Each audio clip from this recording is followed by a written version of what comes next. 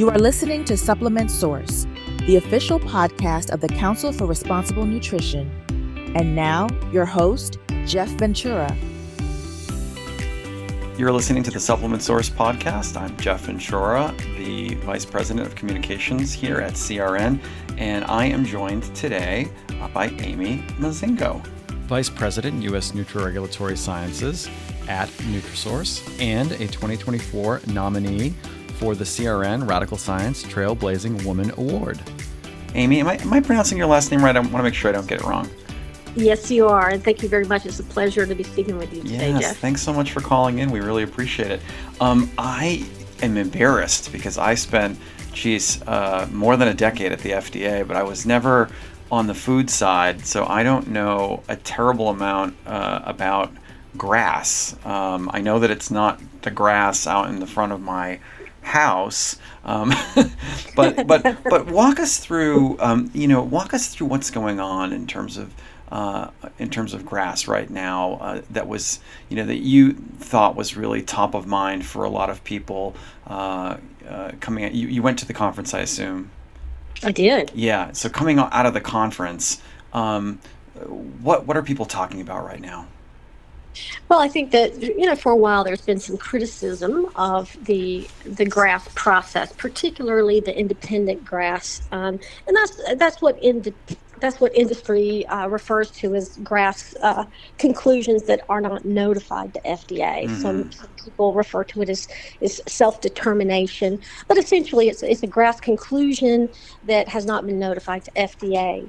And we heard multiple times that the legislation would have to be changed because it is not a requirement that GRAS conclusions be notified to FDA. And that's, I think, the biggest thing that a lot of people don't quite understand and have a problem with. They don't feel like it's not a pre-market approval process. Right. That's what the food additive petition and color additive petition processes are. They're pre-market approval, and that's not generally recognized as safe process. So are there two camps in terms of what people feel is the solution? I think some people feel that it should be pre-market approval. That's not the camp that I'm in. Mm-hmm. I think that industry, there's a lot of really great companies out there that invest their time and money into ensuring that they have all of the science in place for their ingredient. The information is published, so it meets the public availability criteria for the GRAS process.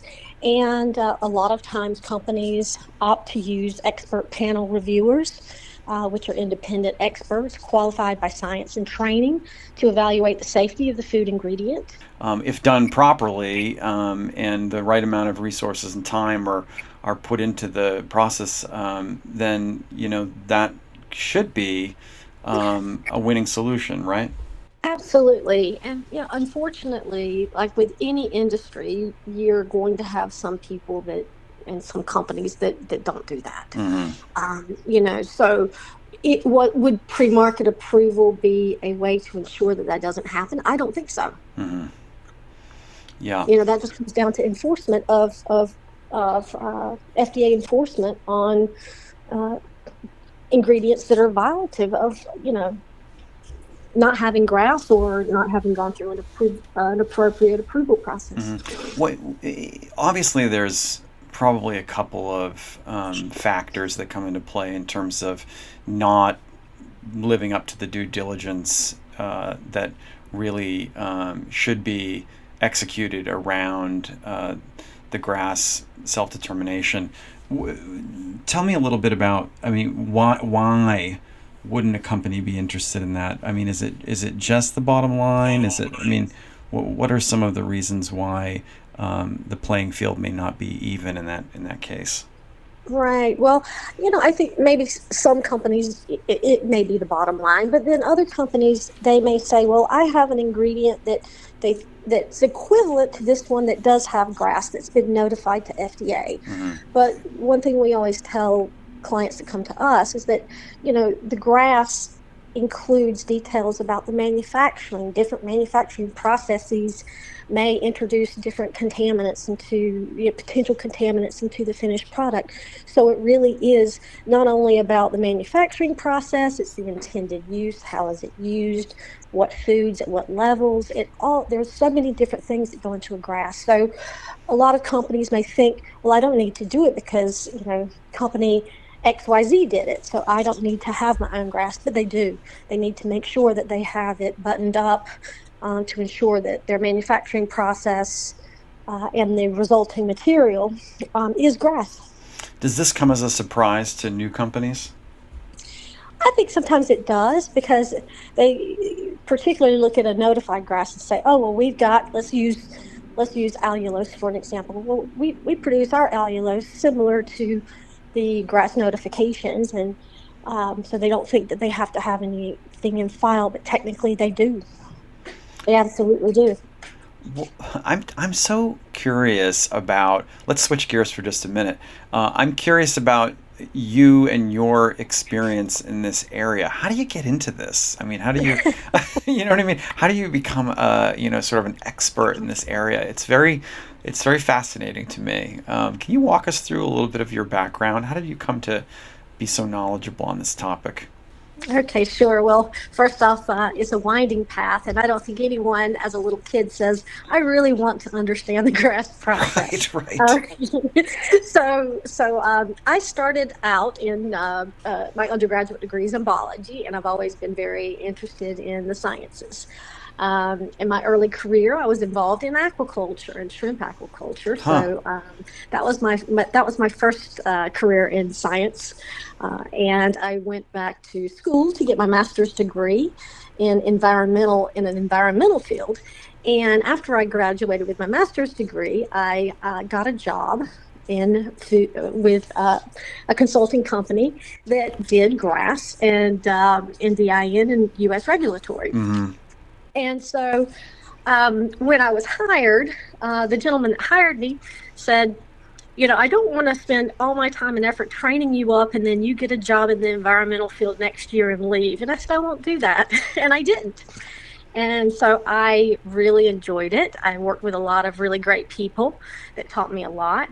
And I realized I just really liked regulation. I'm one of those regulatory geeks, if you will, that enjoy digging in and understanding about how the science and the regulation come together and help companies understand what they need to do in order to achieve their goals. And I've been fortunate to work with some really good companies, have a lot of really wonderful mentors, and excited to be working with a great team that wants to put out a really good work product at a reasonable price for companies. Is there anything new in the space that you're dealing with that, say, you weren't dealing with 5 years ago or 10 years ago? I mean, you've got such, perspective. What's changed? Well, I think there's so many ingredients now that are produced via fermentation technology, so biosynthesized, utilizing, bioengineered microbes. It's really, I think, made a huge difference in production cost of ingredients, because what in the past may have had to come from botanicals can now be manufactured via biosynthesis. And the challenge for that is that FDA doesn't recognize bioidenticals, even if it's an identical constituent to what's found in the botanical.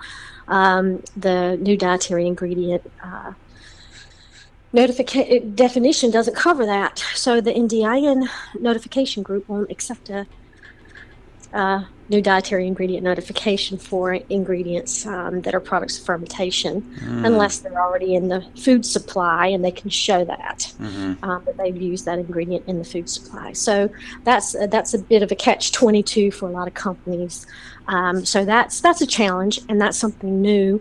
In the last 10 years, I would say it's more and more ingredients or products of biosynthesis, and that they have to go down the GRAS pathway, even if they really just want to put the ingredient into dietary supplements. If you were to share a case study that really exemplifies some of the kind of common challenges that you see companies go through.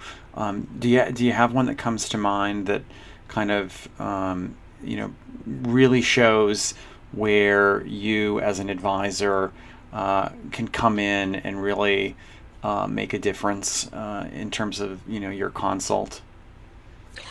I really do think that our team has a lot of strength when it comes to understanding what's required for products of fermentation. When it comes to the level of detail that FDA or the expert panel may be looking for. Also with live microbials, there's quite a bit of nuances there that have to a team has to understand in order to craft a good dossier, whether it be for GRAS or new dietary ingredient notification. Boy, you must really be, in many cases, a real savior for some folks who I think probably encounter this regulation, this regulatory structure for the first time and just think, oh my goodness, like, how are we going to cut through the thicket of all of this? The U.S. regulatory system is not necessarily straightforward in a lot of cases. It's very difficult for, especially companies that are European based. They're used to a pre-market approval process, and that's what they're used to. And we don't necessarily have that same model here. So, Amy, I think I've buried the lead here because one of the things that I really wanted to talk to you about, because it's so recent and so special, is the nomination that you got for the CRN Radical Science Trailblazing Woman Award, excuse me. And I just wanted to ask you how you felt when you heard you were nominated, and what does that mean to you exactly? Oh, well, thank you for asking. Well, first off, I was surprised and I was honored to have been nominated. I was surprised because my whole career I've worked behind the scenes, right? I'm client facing, but I'm client facing after the project comes in. So it was very nice to be recognized as having been working in the industry for 20 years. So that was very special, and I appreciate it very much for all the people that nominated me and voted for me. It was quite the honor. Just elaborate for me, if you could, about any specific challenges that you feel that you've faced as a woman in this industry. Just help me elaborate a little bit on that particular point. Thank you. Well, certainly. I've been very fortunate in the fact that I've had many wonderful mentors throughout my 20 years in this industry, both men and women that have mentored me and helped me navigate and understand how to do the job that I do. So that's been a very positive thing.